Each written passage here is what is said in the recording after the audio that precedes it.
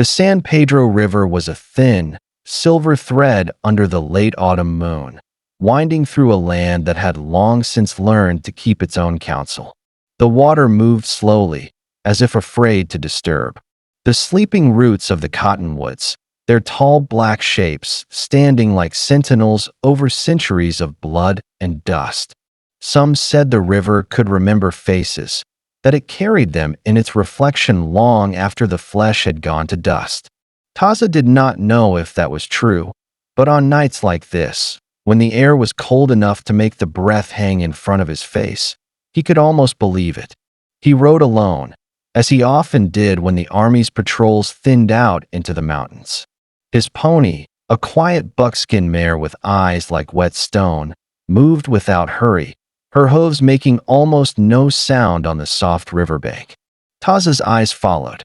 The faint spoor ahead of him, the signs of a cavalry detachment that had passed 2 days before. He had been ordered to catch up with them, but the order carried no urgency. In truth, he welcomed the solitude. Men spoke too much when they were together, and lately, their talk was full of the kind of anger that left little room for the wind's voice. The wind was speaking tonight, not loud, not urgent, but steady, as if telling him there was something ahead that could not be avoided. It carried the smell of mesquite smoke, far away but distinct, and something else beneath it, the copper tang of blood.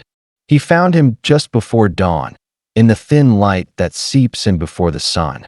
A man lay crumpled at the base of a cottonwood, one arm twisted beneath him, his chest rising in shallow, ragged pulls. His clothes were torn, and his leg was wrapped in a blood-soaked strip of cloth. The red and black paint on his face marked him as Comanche. A rifle lay half buried in the sand beside him. Taza stopped his mare a few paces away. His own rifle rested across the saddle, the barrel pointing toward the earth. The orders were clear. Enemy riders were not to be spared. There would be no court-martial for killing a wounded man. In fact, it would be expected. War had no patience for hesitation. But Taza did not lift the rifle. He looked into the man's eyes, fever-bright, yet aware. The Comanche was watching him, not pleading, not moving, just watching. In that gaze, Taza saw something that did not belong to this desert war. Resignation without bitterness, as if the man already understood the choice before him. His grandfather's voice came to him then, from a time when Taza had still run barefoot along canyon paths, long before the blue coats and their pay. A man's last breath is not yours to take unless it was yours he came for. He let the rifle rest in his lap. The Comanche's chest rose and fell, each breath a struggle. No words passed between them. Taza gave the man one last look, then turned his mare and rode on, letting the river's bend hide the scene behind him. The day passed with the slow, patient light of autumn. He rode until the sun began to sink, his thoughts pulled back again and again to the man under the cottonwood. He told himself it was done, that he had left the choice to the river, to fate, to whatever gods watched over wounded warriors in enemy land. Yet a heaviness rode with him, something that no pace or distance could shake. By nightfall, Taza had made camp at the base of a sandstone bluff. The fire he built was small, more for comfort than warmth. The desert cooled quickly after sundown, the shadows growing deep and still. Coyotes sang from somewhere beyond the ridge, their voices rising like questions with no answer. He sat cross-legged near the flames, sharpening his knife, the whetstone, whispering with each pull. Above him, the stars began to gather, patient witnesses to all things that passed in their light. It was then he heard it, faint at first, then growing clear. Hoofbeats. Slow, deliberate, measured. Whoever rode toward him was in no hurry, and yet each step seemed to press into the earth as if claiming it. Taza looked up from the blade. The sound carried across the still night air, over the breath of the fire, over the whispering wind. The rider emerged from the darkness as if pulled from the river's own memory. The paint on his face was smeared, his wound bound with fresh rawhide. It was the Comanche he had left beneath the cottonwood. He stopped just at the edge of the fire's reach, neither advancing nor retreating. The river had returned what Taza had left it, and the night seemed to hold its breath. The fire's glow wavered in the cold air, painting the Comanche's face in shifting amber and shadow. His eyes were steady, but unreadable, as if the light could not find its way into them. He stood, just beyond the ring of warmth, close enough that Taza could see the rise and fall of his chest, slow and measured, but far enough to keep his hand free at his side. The two men regarded one another in silence, the desert around them so still that the crackle of a single ember sounded like a footstep in a cave. Taza did not speak. Words felt too thin for the moment. He set the whetstone down and let his knife rest across his knee. The Comanche's pony shifted its weight and exhaled, a white plume in the dark, before lowering its head to nose the sparse grass near the bluff. Somewhere beyond the firelight, an owl called once, then was silent. Finally, the man stepped forward, slow and deliberate, until his face came fully into the fire's light. The paint, once sharp in its war markings, had been blurred into faint streaks by sweat and dirt. His wound had been bound more cleanly than before, a strip of hide tied tight around his thigh, but the way he leaned slightly to one side told Taza the pain was still there. "You left me," the Comanche said, his voice low but even. His words were not in English, nor in the soldier's Spanish, but in the language of the plains, one Taza had learned from traders and long-forgotten hunts. "Why?" Taza's gaze stayed on him. "Because the river was nearer to you than I was," he said simply. The man gave no sign of understanding or doubt. He simply lowered himself to the ground across the fire. They sat in silence for a long while, the only sound the quiet burning of mesquite wood, its smoke curling upward to join the cold stars. "You are with the blue coats," the Comanche said at last. "I ride with them," Taza replied. "I do not belong to them." The man studied him for a moment, as if weighing that answer against the truth the wind might have told him. Then he nodded, a slow tilt of the head that felt less like agreement than acknowledgement. The night deepened around them. The desert's breath grew colder, and Taza added another stick to the fire. The flames flared briefly, revealing more of the Comanche's face, a long scar beneath the jaw, the kind of mark that comes from a blade rather than accident. The man noticed Taza's glance and touched the scar lightly with two fingers, almost absent-mindedly. "It was my brother's," he said. His hand slipped when the moonlight was behind me. There was no malice in his tone. It was a simple statement, the way one might speak of a river crossing or a broken arrow. Taza said nothing, but he felt the weight of that scar, the closeness of it, the intimacy of wounds given by blood. The Comanche's gaze shifted to the fire. "In my band, mercy is not given to the wounded," he said. "We believe the earth prefers the strong to return to her." Taza almost smiled, though there was no humor in it. "Among my people," he said, "the earth takes all, strong or not. It is the living who decide what to make of a man's last hours." The Comanche was quiet for a while after that. When he spoke again, his voice was softer, as though it belonged to the flames more than to him. "You left me breath. I could not leave you in debt." It was then Taza noticed something in the man's saddlebag, the faint outline of a shape wrapped in cloth, long and narrow. The Comanche reached for it and laid it across his knees. With care, he unfolded the cloth to reveal a rifle, the metal dark and clean. Not a cavalry issue, but one of the older trade guns, heavy, well kept, the kind a man might carry for half his life. Without a word, he slid it across the ground toward Taza. "This was my brother's," he said. "He no longer needs it." Taza did not reach for it. Gifts carried weight, and in the desert, a gift of a weapon was more than thanks. It was a tether between fates.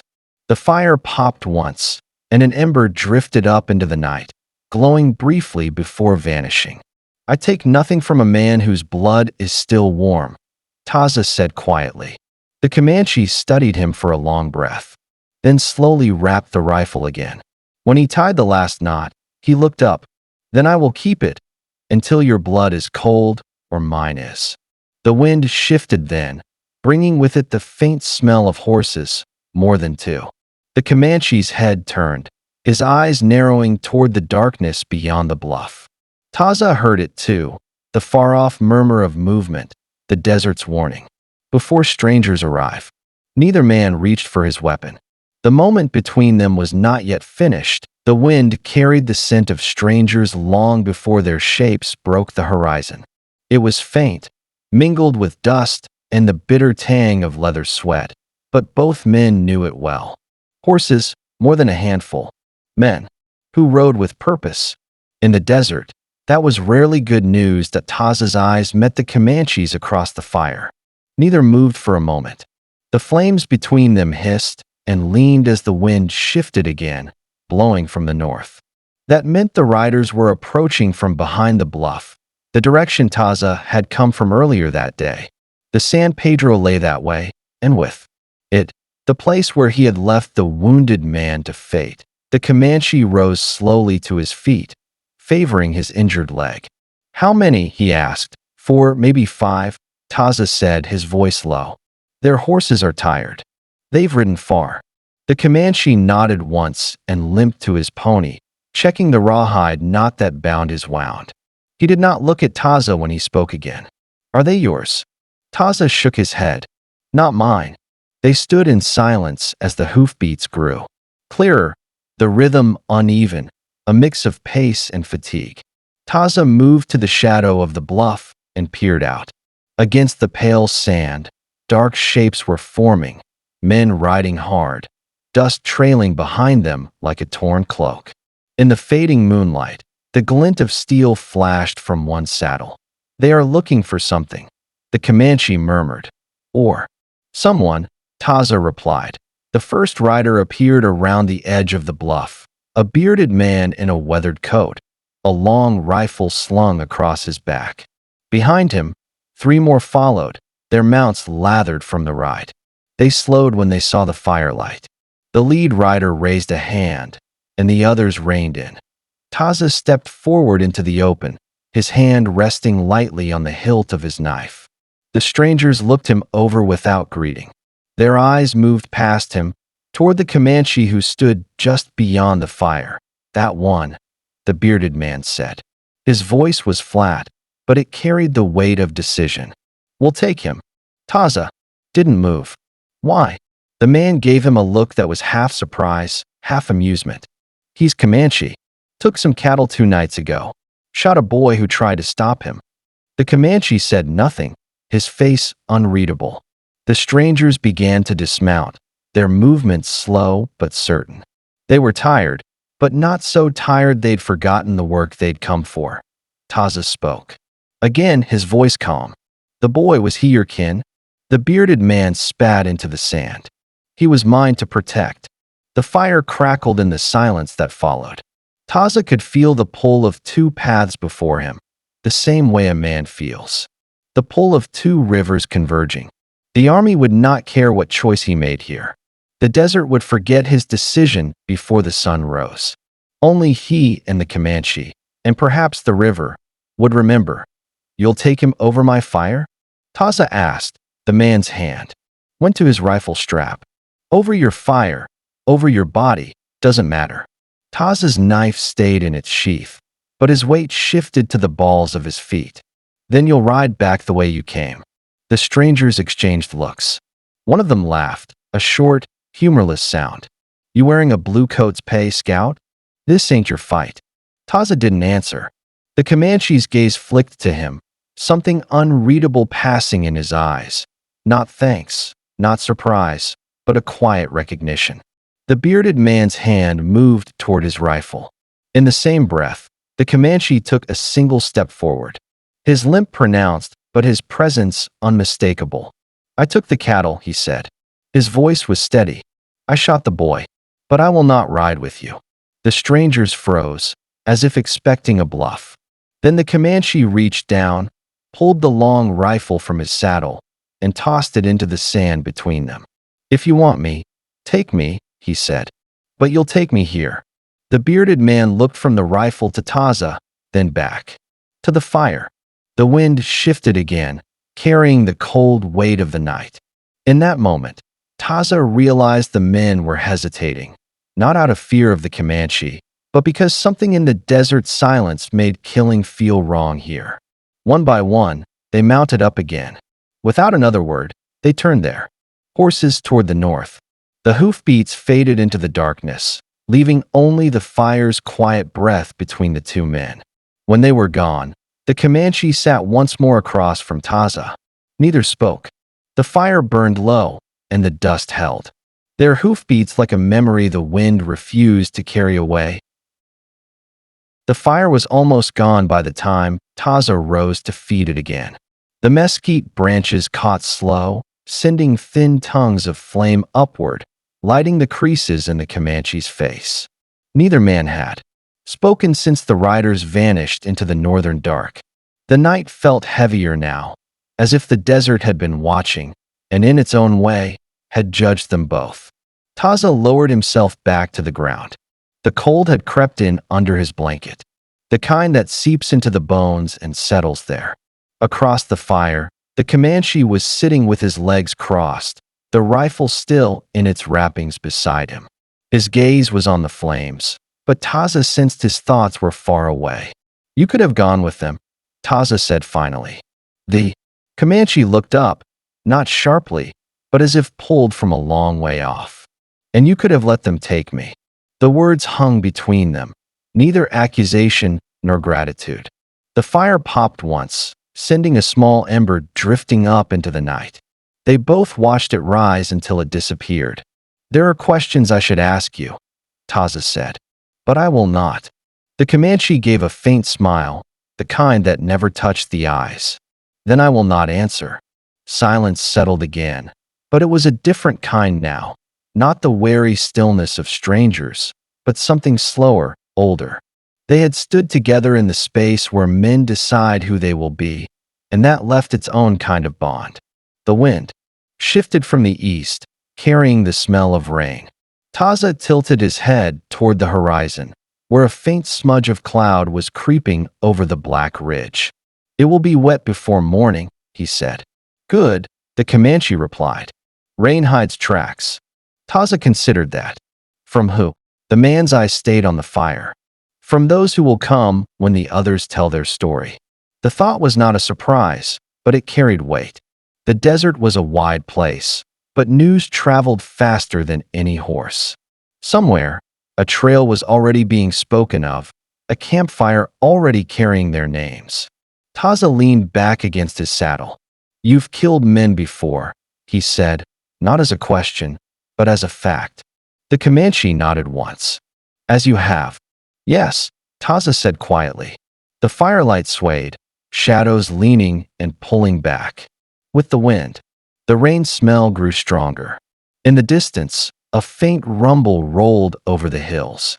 The Comanche spoke without looking up. "When my brother died, I thought the earth would be smaller without him. But it was the same. Only I was smaller." Taza understood more than he cared to admit. "The earth does not notice when it takes something," he said. "Only we do."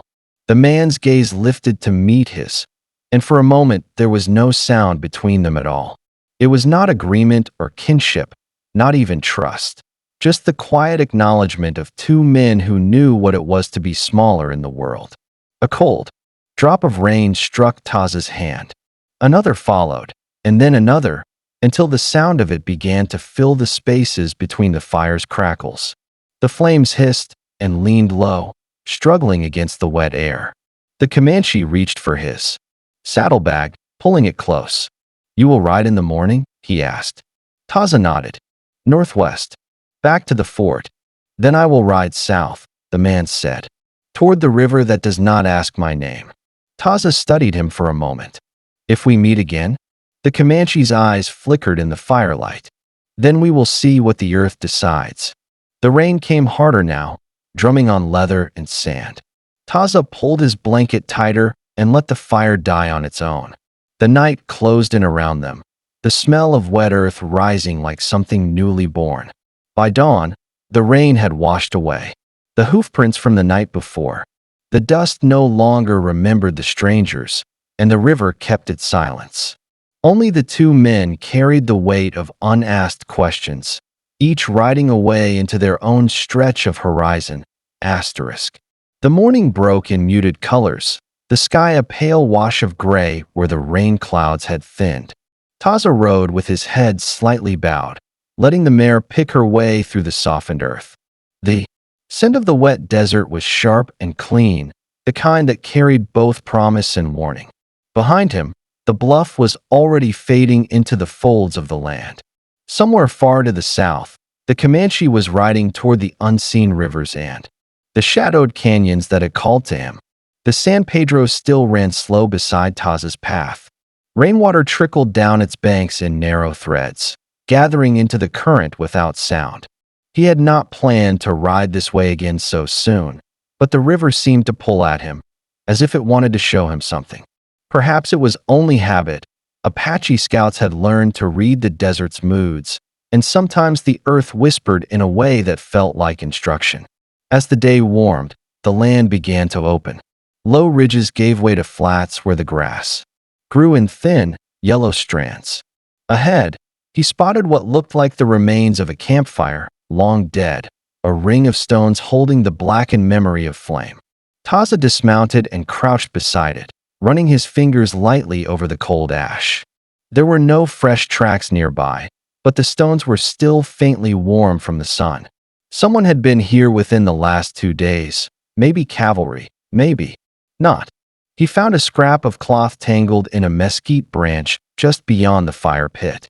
It was a piece of dark blue wool, frayed at one edge, the kind used for army coats. He folded it once and slipped it into his pouch without a word.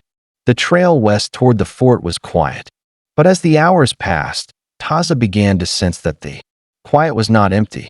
The land was listening. Somewhere beyond the reach of sight, someone was moving with him.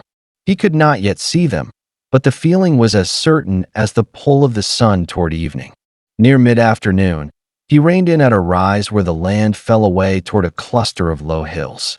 From here he could see the faint lines of another trail, not the broad marks of cavalry but the narrow, purposeful tracks of 2 horses ridden hard. He knelt beside them, pressing his palm lightly into the damp earth. One horse was shod, the other was not. Both riders had turned north, toward the same direction Taza was headed. It would have been simple to angle west and bypass the hills entirely, keeping to the open flats where a man could see danger from miles away. But something in the way those tracks cut across the land held him. They did not wander, they did not hesitate. Whoever rode there knew where they were going. By dusk, the hills had grown into ridges, their shadows long and deep. Taza stopped in a narrow draw to water the mare. The light was almost gone when he caught it, a flicker of movement. High along the ridge above him, not the flutter of a bird, but the shift of a man against the skyline. Whoever it was did not linger, slipping away before the eye could catch more than the shape. Taza waited in the shadow of the draw until the first stars came. The night was warm compared to the one before, but the stillness felt heavier. Somewhere in the dark, the one who had been watching was now gone, or closer. When he finally made camp, he kept the fire small, more smoke than flame. The mare stayed restless, turning her head toward the north, ears flicking at sounds Taza could not yet hear. He sat with his blanket drawn around his shoulders, the blue scrap of cloth in his hand. Its frayed edge reminded him of the faces of men who had ridden with him once and never returned. He thought of the Comanche then, the way the man had stood in the firelight with the rain coming down, the way his voice had sounded when he said, "Then we will see what the earth decides." It occurred to Taza that perhaps the earth had already decided, and that its hand was still guiding the steps of both men, though their trails had split. The desert gave no answers. It never did. But in the shifting wind, Taza could swear he heard the faint echo of hoofbeats, steady, unhurried, like the memory of a rider who would not be forgotten. The morning broke pale and without warmth, a thin light spilling over the ridges. Taza was already riding before the sun cleared the horizon, keeping the mare to a steady walk along the narrow trail north. The blue scrap of cloth was tucked deep in his pouch, but its presence seemed to weigh more with each mile. The army's coats were scattered across the territory, but this piece had been torn in haste, as if from a fight or a flight. By mid-morning, the trail narrowed further, bending toward a low pass where the rock walls rose close enough to press a shadow even at noon. Taza slowed his mare and scanned the ground. The tracks of the two horses he'd been following were still there, clearer now in the sandy soil. They had not paused, not once. One shod, one barefoot. Whoever rode them had been in a hurry to reach something. The pass opened into a shallow basin where a thin creek wound through pale grass. Here, the tracks veered toward the water, and in that bend Taza found something else. A second scrap of cloth, darker than the first, stiff with dried blood. He crouched to examine it, turning it over in his hand. This one was not blue but brown, the coarse weave of civilian work clothes. The threads were torn, not cut. The mare's ears pricked thin, and she lifted her head toward the far side of the basin. Taza straightened slowly. Across the creek, half hidden in the brush, a figure was crouched, watching him. The man rose when he saw he'd been spotted. He was lean, with a gray scarf wound around his neck and a pistol hanging loose in his hand. His hair was long, wind-bent, and his eyes did not flinch from Taza's. He stepped into the open, the water running over his boots as he crossed.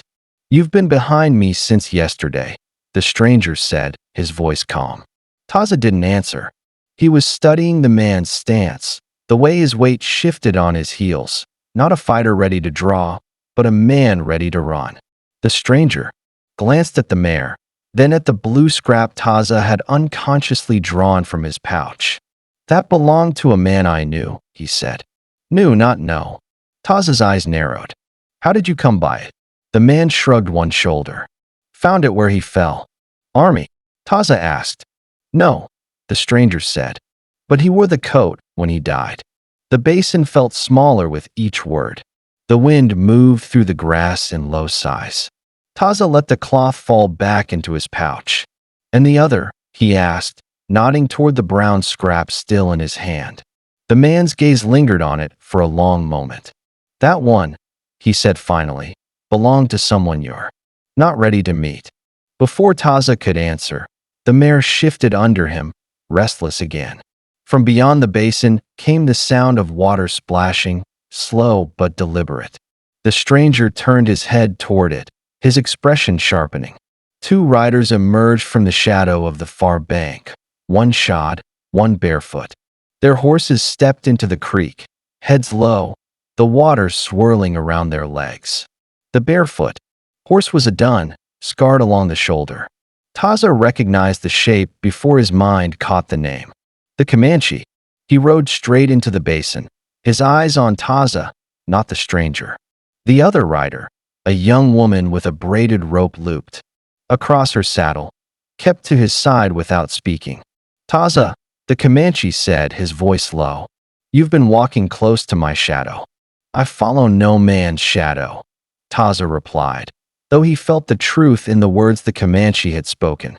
The stranger looked between them. "If you two have business, I'll see myself out." The Comanche didn't take his eyes off Taza. "Stay," he told the stranger. "You've seen what waits ahead." The man hesitated, then stepped back toward the brush, his pistol still loose in his hand. Taza's mare shifted again, sensing the weight in the air. The basin seemed to grow quieter still, as if the land itself was leaning in to hear what would come next. The Comanche's gaze held Taza's for a long moment. "The road you ride," he said, "does not forget the men who take it. And it does not forgive them either." The creek murmured between them, carrying the words away like leaves.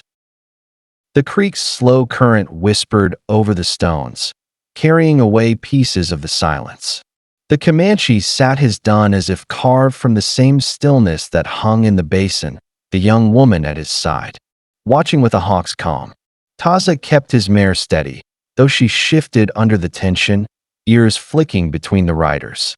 The stranger in the gray scarf remained near the brush, half-shadowed, his pistol now resting at his thigh. His gaze moved from one man to the other, the way a gambler studies a table before deciding if the cards are worth playing. The air was cool, heavy with the damp from the creek, but there was a heat in the moment that did not come from the sun. "You knew I was behind you," Taza said to the Comanche. "I knew you would follow," the man replied. "The river puts men in each other's path for a reason."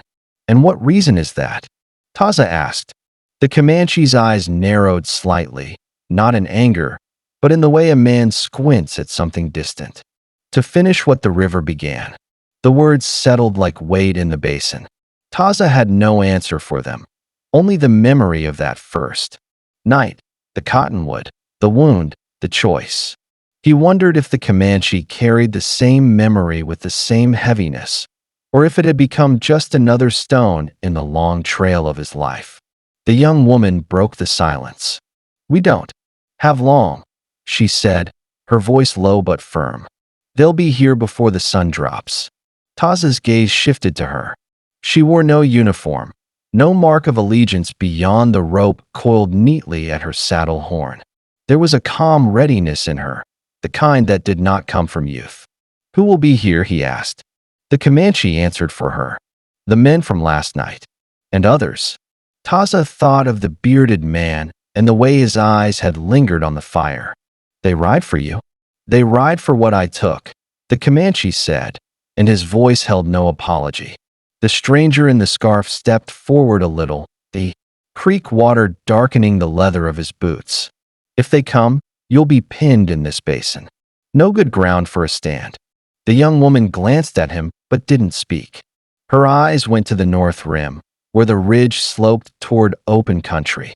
The Comanche followed her gaze. "We could make the ridge before they close in," he said. "If we move now." Taza studied him. "Why tell me this? You ride south. I ride north. Let the river carry us apart." The Comanche's face was unreadable. "Because the men who come for me will kill anyone they find in their path. Even a man who once spared my life."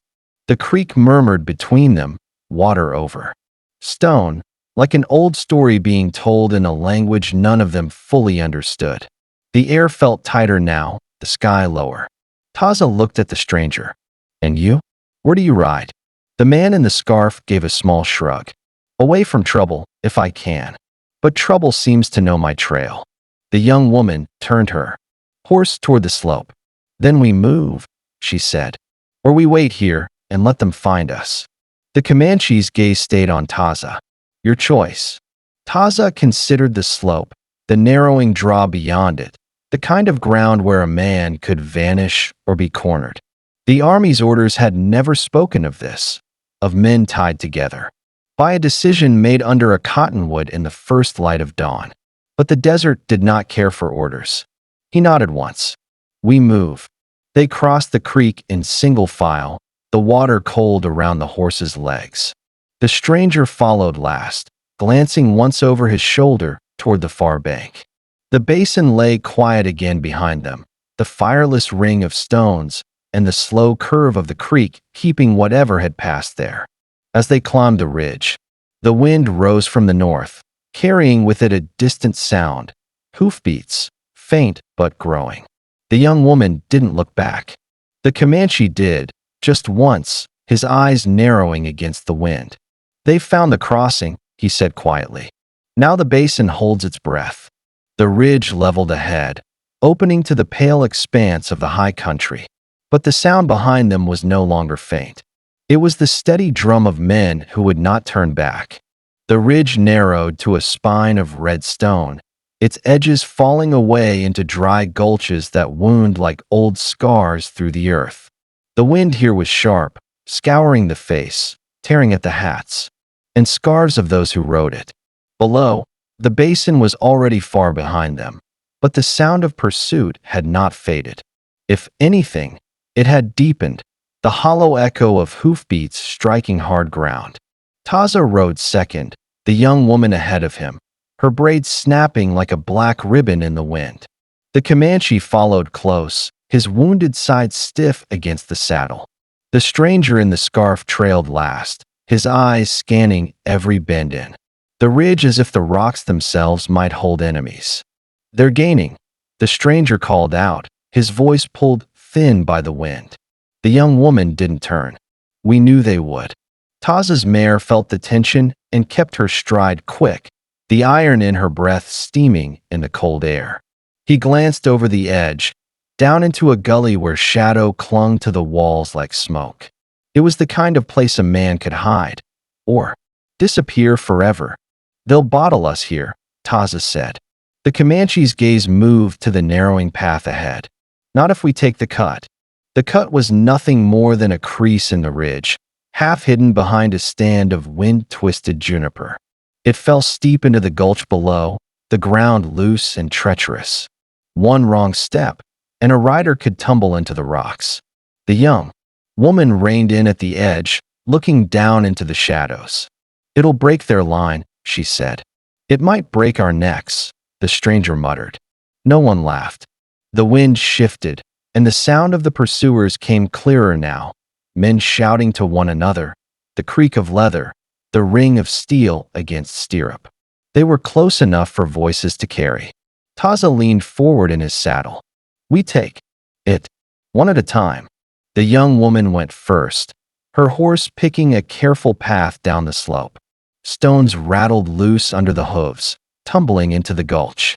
She never looked back. Taza followed, his mare steady but tense, her muscles coiled.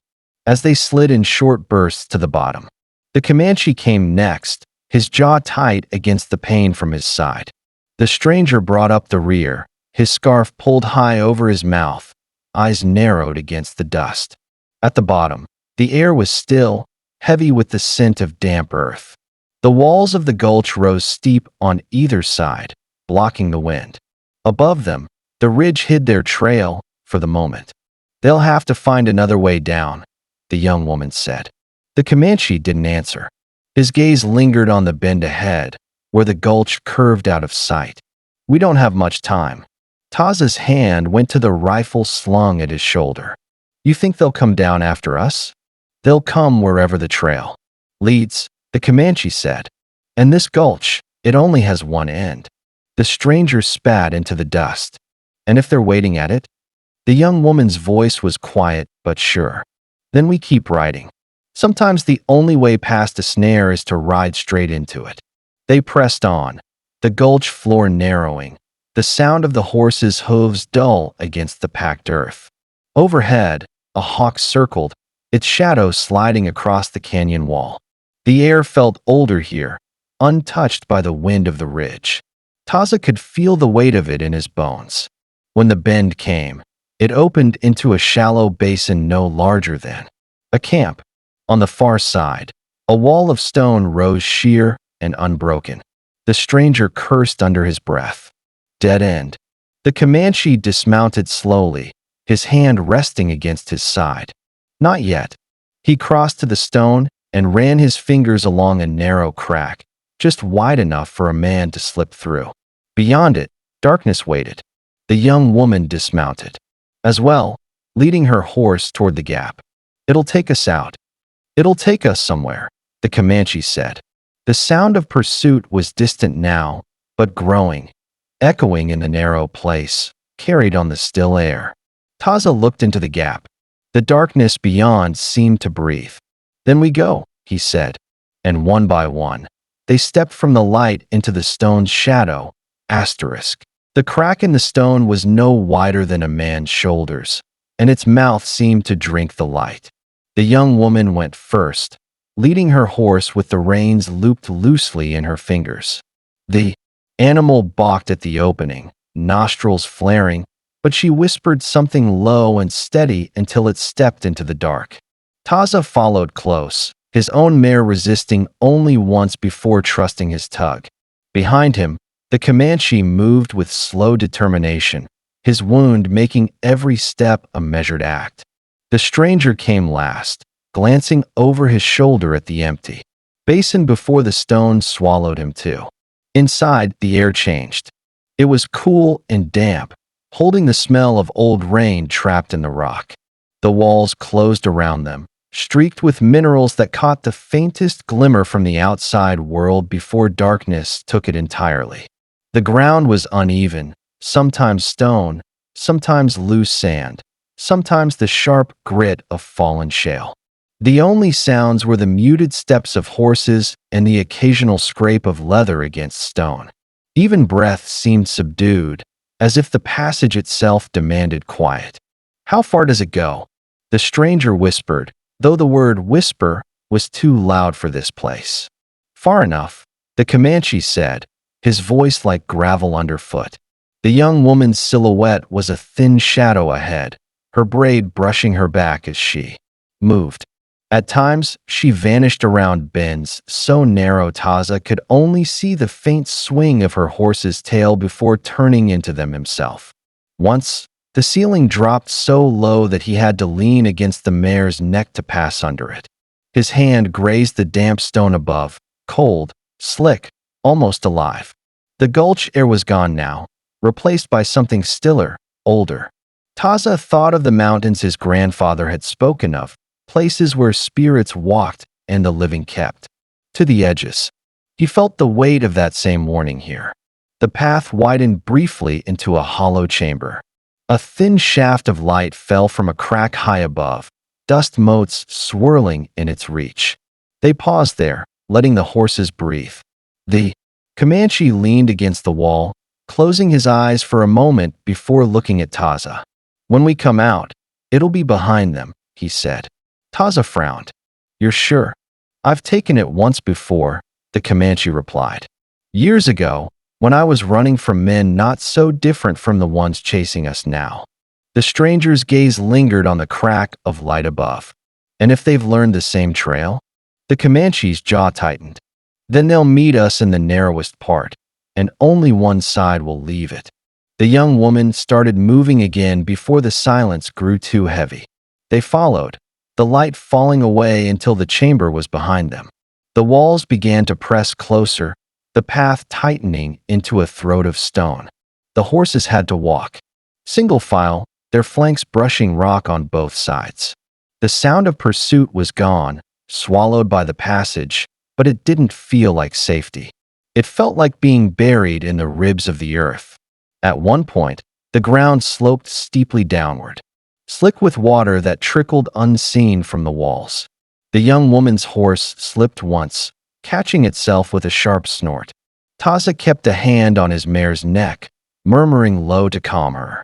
The stranger muttered something under his breath, a prayer or a curse, it was hard to tell. They walked, like that for what felt like an hour, though time was slippery here. The air didn't change, the darkness didn't thin. Then, just as Taza began to wonder if the Comanche's memory had betrayed them, the stone ahead brightened. It wasn't sunlight at first, just a gray hint, a suggestion of space beyond.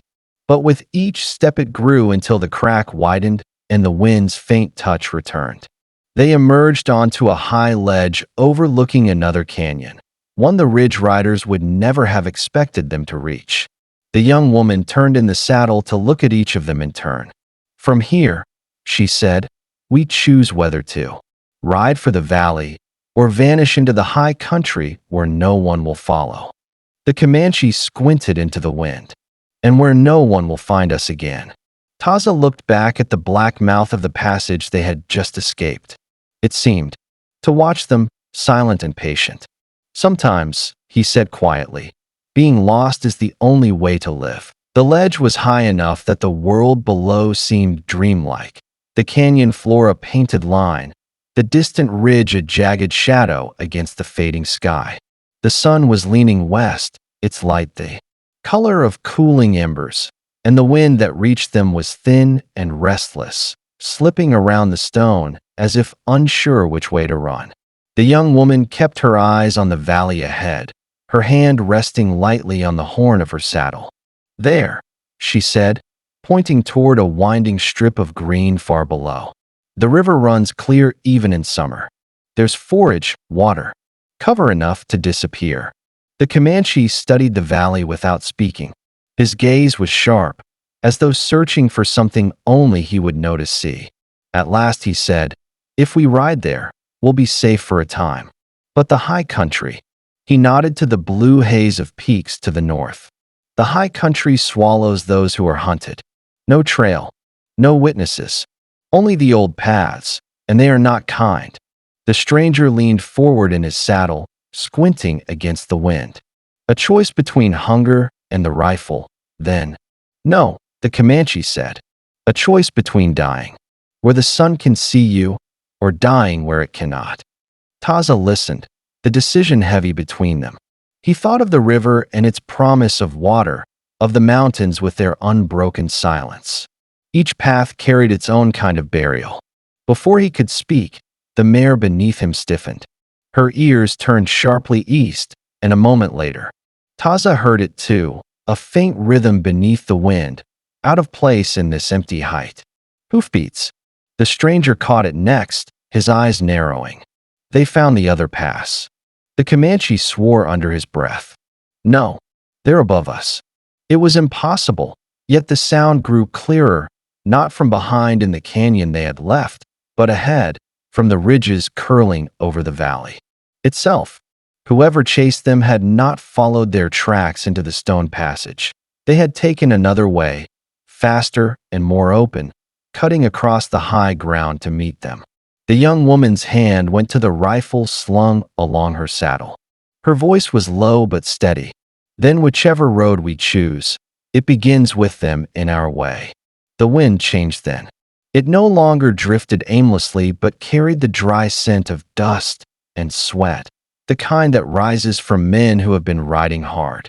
The light shifted too, slipping from the soft warmth of evening into the thinner gold that comes just before the first shadow.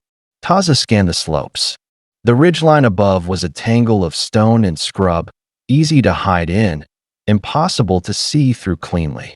He could feel them up there, riders crouched low, waiting for the right moment to move down like water spilling from a broken dam. The Comanche turned his horse toward the high country, his eyes dark with calculation. "The valley is lost. They'll sweep it from both ends before we're halfway down." The stranger shook his head. "And the mountains will kill a wounded man before the second night." The young woman's gaze flicked to the Comanche's side, to the bandage darkening with fresh blood. "Then we ride until the mountains let us in," she said. "Or until they take us." There was no more debate. The hoofbeats above grew louder, and somewhere in the stone an echo broke free, sharp and close enough to prickle the skin.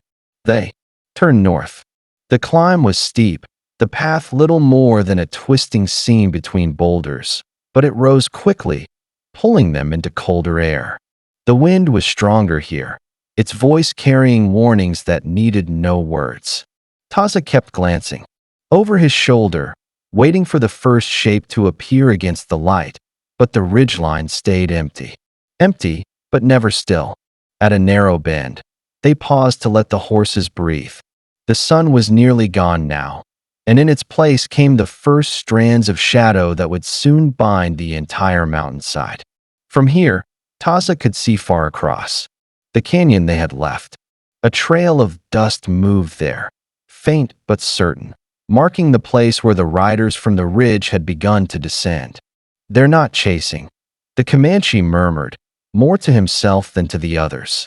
"They're hurting." The words stayed in Taza's mind as they rode on, higher and deeper into the country where the air thinned and the night came early. Hurting, not to kill at once, but to drive them towards something unseen.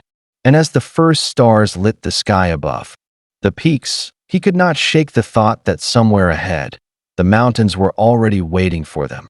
The ridge flattened into a plateau where the wind no longer raced, but whispered low, carrying secrets that the stones had held for decades. The horses stepped carefully over cracked earth and broken rock, their hooves stirring dry dust that rose in pale clouds before settling back into the silence. Ahead, the outline of the ruins took shape, low walls of sun-baked adobe, half fallen, leaning against the stubborn sky. The roof had long since collapsed, leaving gaping windows like hollow eyes watching the horizon. The colors were muted, ochres bleeding into the brown earth, faded timber blackened by countless storms. It was a place forgotten by all but the wind and the ghosts that still lingered there. The young woman slowed her horse, her hand resting lightly on the saddle horn. She studied the ruins as if reading a book written in shadows. "They brought us here," she said softly, voice carried just far enough on the wind for the others to hear. "Not to kill, but to trap." The Comanche nodded, his gaze sharp. "It was a trading post once, a place where men who should have been enemies met to exchange more than goods. Then came the wars, and this place died." He spat on the ground. "Now it remembers only blood." Taza's eyes traced the cracked walls. Between the ruins, sagebrush tangled with rusted iron fragments, and the ground was scarred by footprints that had not faded. He felt the weight of those who had come before, warriors, traders, and lost souls, all bound to this place by the cruel hands of time. The stranger slid from his saddle and walked to the nearest wall, running a hand over the sun-worn stone. "It's too quiet," he murmured, like the calm before a storm. A sudden sound cracked through the air, the sharp snap of a twig underfoot. Taza's head snapped up, his hand instinctively reaching for his rifle. The others followed, eyes narrowing as the wind shifted again. From the shadowed corner of the ruins, a figure emerged, moving slow and deliberate. His clothes were worn, dust-streaked, and his face was a map of lines carved by years of hardship. He carried no weapon but held his hands open, palms visible as a gesture of peace.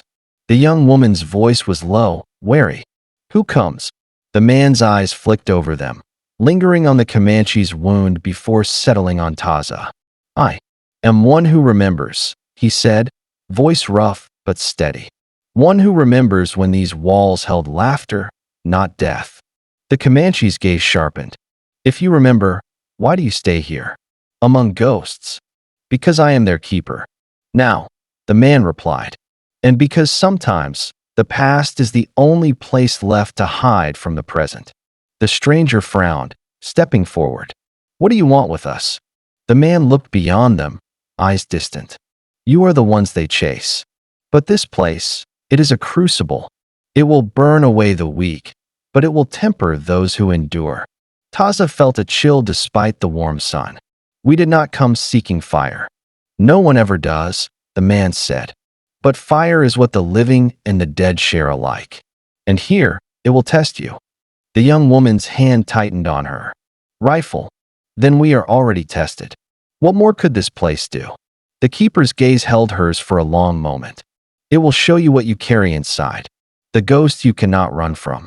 Behind them, the wind picked up again, stirring the dust and carrying faint echoes, the whisper of footsteps long gone, the murmur of voices caught between worlds.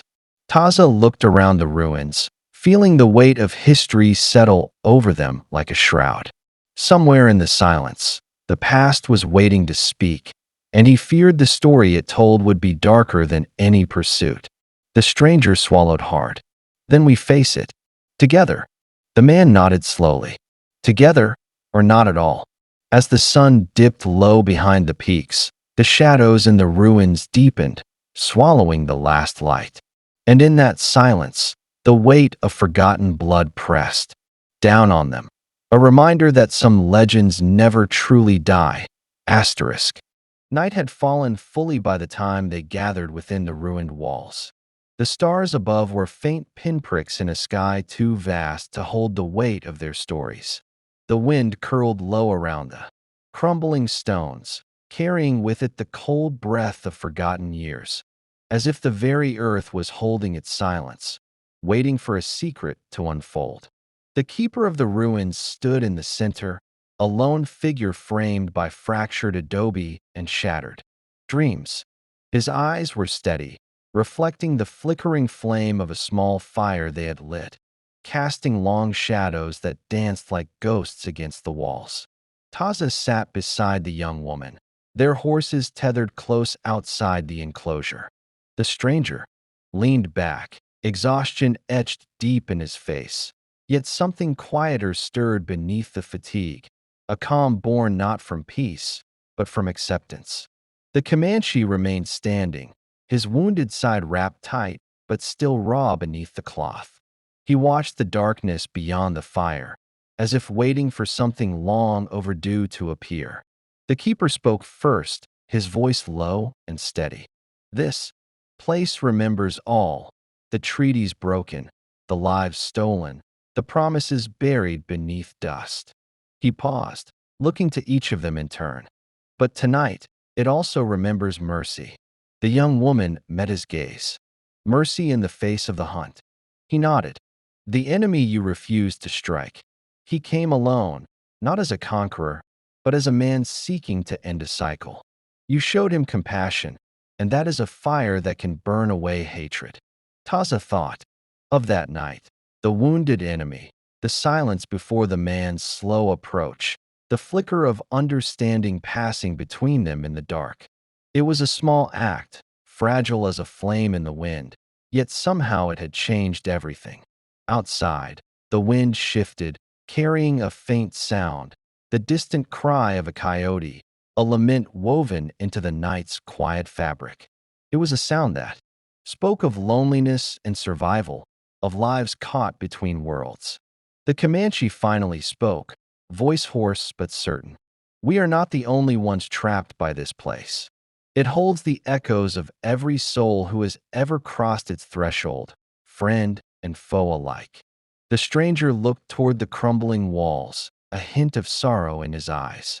And yet, in their silence, there is a lesson that even in the darkest times, there is a chance for redemption. The keeper smiled faintly. Redemption is a slow flame, fed by acts often unseen. It is a story told not by the victors, but by those who dare to choose mercy over blood. The young woman reached into her pouch and pulled out a small bundle, a worn cloth wrapped tightly around a few scattered bones. She laid it gently beside the fire, her voice barely more than a whisper. For those lost here, for those who never found peace. The fire flickered, and for a moment, the shadows seemed to stretch longer, reaching toward the stars. Taza closed his eyes and felt the weight of history settle deep into his bones. The pain, the sorrow, the quiet courage, all woven into the land and carried forward by the wind that I in that stillness. He understood that some stories do not end with a single breath or a single bullet. They live on in the spaces between, in the echoes beneath stone and sky. As dawn threatened the horizon with a pale glow, they rose quietly, their horses waiting patiently in the chill air. The keeper spoke one last time, voice threading through the silence like a prayer. Walk with the past, but do not be chained to it. Carry its lessons lightly, like a flame in the dark. And with that, they rode away from the ruins, not as hunted shadows, but as souls touched by a grace that had long been forgotten. The canyon swallowed their passage, and the wind whispered their story into the dawn, where it would sleep until the next quiet night.